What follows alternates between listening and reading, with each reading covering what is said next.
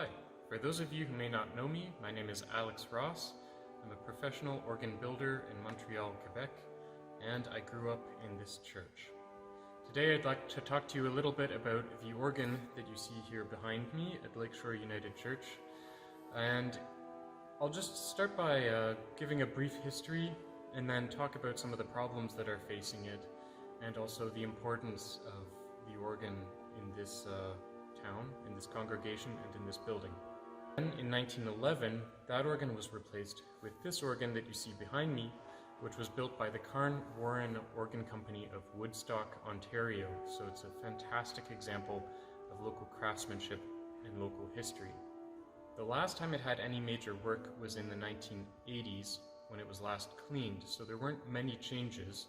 There were some pipes that had been added in the 1960s that were back in the balcony, and after 20 years they decided they were scaring people, I guess, so they moved them in with the rest of the organ. Here's some of the original stops to the organ from 1911.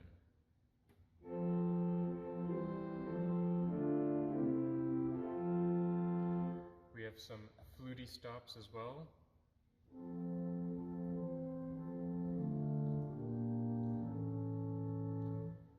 Some higher flutes.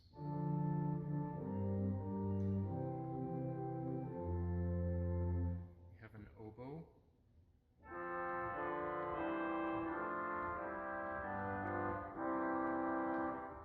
A trumpet.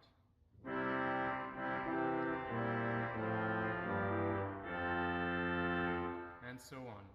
Why don't I take you inside the organ and show you around a little bit, and we can discuss some of the problems while we're looking at the pipes in front of us. So here we are at the entrance to the organ. So we can see there are pipes that greet us as soon as we step inside.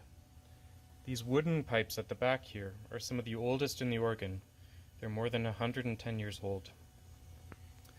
If we look closely at some of these pipes, however, where there have been a lot of technicians going through over the years, we can see some of the pipes are dented and dinged and scratched. If we look over on this side, we can see some of the pipes are leaning, or the tops of the pipes are torn. Here we're looking at some of the backs of the facade pipes. They've been painted gold, as you can see, but once upon a time they were painted with these beautiful patterns and multicolors. Here we're looking from above at a bunch of the pipes, some of which are old, some of which are new. But again, you can see these pipes are not in good condition. They're meant to be round, but it looks like they've been crushed or bumped or dropped. You can also see just how much dust is in this organ. If I swipe my finger across, there's a whole carpet of dust, sticky dust too, probably from candles, that makes the organ sound very muffled. We're now above what's called the swell box. Half of the organ is in a room that has these louvers on the front, looking from above, and there's a pedal at the console with which we can close and open these louvers to make the sound softer and louder.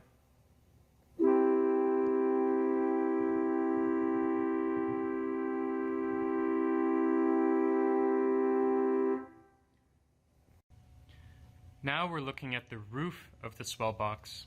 As you can see, there are also louvers on the roof of the swell box. However, when the pipes from the 1960s were moved up here in the 1980s, they set some of them on these louvers and disconnected it. So that means that the half of the organ that is under expression, as we say, we can change the volume, is only half as expressive as it used to be.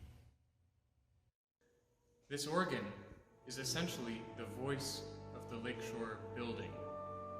It's up to us to cherish it, to value it, to take care of it.